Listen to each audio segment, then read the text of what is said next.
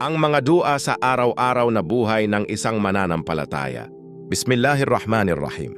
Assalamualaikum warahmatullahi wabarakatuh sa aking mga kapatid na Muslim at isang mapayapang pagbati sa ating mga iginagalang na kaibigang non-Muslim. Ako po muli si Legendary Be Inspired at sa videong ito ay ibabahagi natin ang mga makapangyarihang dua na itinuro ng Islam para sa iba't ibang sitwasyon ng buhay. Ang dua ay hindi lamang panalangin, dito ay pakikipanag-usap na ang alipin sa kanyang Rab sa oras ng takot, saya, sakit, problema at pag-asa. Bahagi 1. Dua kapag lalabas ng bahay. Bismillahi tawakkaltu ala Allah, la hawla wa la quwwata illa billah. Sa ngalan ni Allah, ako ay nananalig kay Allah.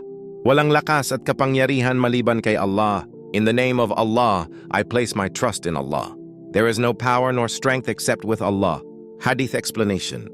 Kapag binigkas ito, sinasabi ng mga anghel, ikaw ay ginabayan, pinrotektahan at iningatan? Bahagi 2.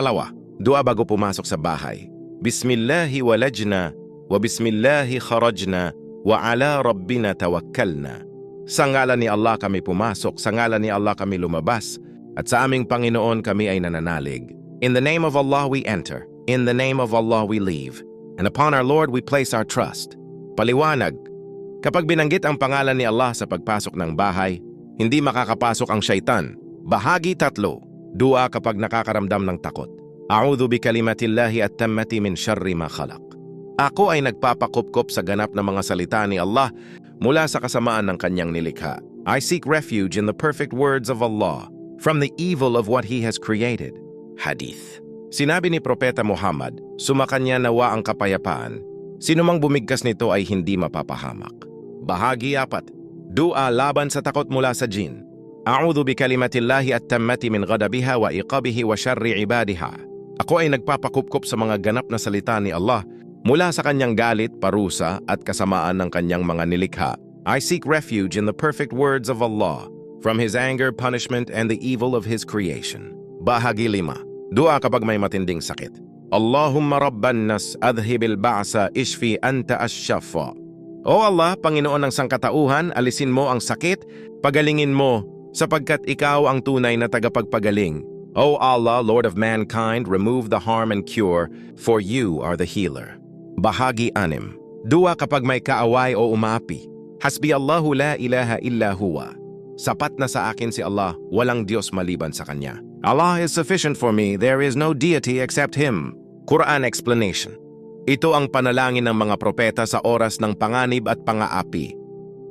Bahagi 7. Dua kapag may problema sa pinansyal. Allahumma ikfina bihalalika an haramika, wa agnin bifadlika amman siwak. O Allah, pagkasyahin mo ako sa halal at ilayo sa haram, at payamanin mo ako sa iyong biyaya. O Allah, suffice me with what is lawful, and keep me away from what is unlawful, and enrich me by your bounty. Bahagi 8. Dua kapag malungkot. Allahumma inni a'udhu bika minal hammi wal hazan. O Allah, ako ay nagpapakupkop sa iyo mula sa lungkot at pagdadalamhati. O Allah, I seek refuge in you from anxiety and sorrow. Bahagi 9. Dua kapag masaya. Alhamdulillahi ala kulli hal. Lahat ng papuri ay para kay Allah sa lahat ng kalagayan. All praise is due to Allah in every situation. Bahagi 10. Dua bago pumasok ng masjid. Allahumma iftah li abwaba rahmatik. O Allah, buksan mo sa akin ang mga pintuan ng iyong awa. O Allah, open for me the doors of your mercy. Bahagi 11. Dua paglabas ng masjid. Allahumma innan as'aluka min fadlik. O Allah, hinihiling ko ang iyong biyaya. O Allah, I ask you from your bounty. Bahagi 12.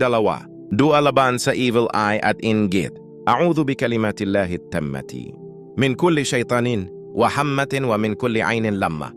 Ako ay nagpapakupkop sa ganap na mga salita ni Allah mula sa bawat syaitan, lason at masamang mata. I seek refuge in the perfect words of Allah from every devil, harmful creature, and evil eye. Bahagi 13. Dua kapag may kahilingan kay Allah.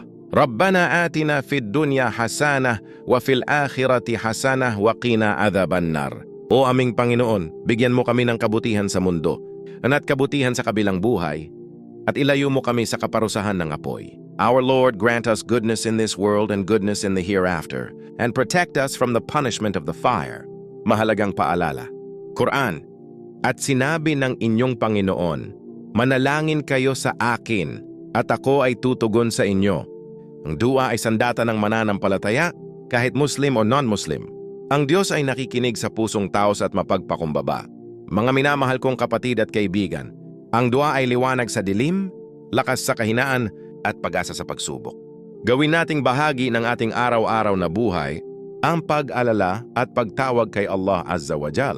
Ako muli si Legendary Be Inspired, and huwag kalimutang mag-follow, mag-like at mag-share upang mas marami pa ang matutong manalangin ng may kaalaman at pananampalataya. Assalamu alaikum wa rahmatullahi wa barakatuh.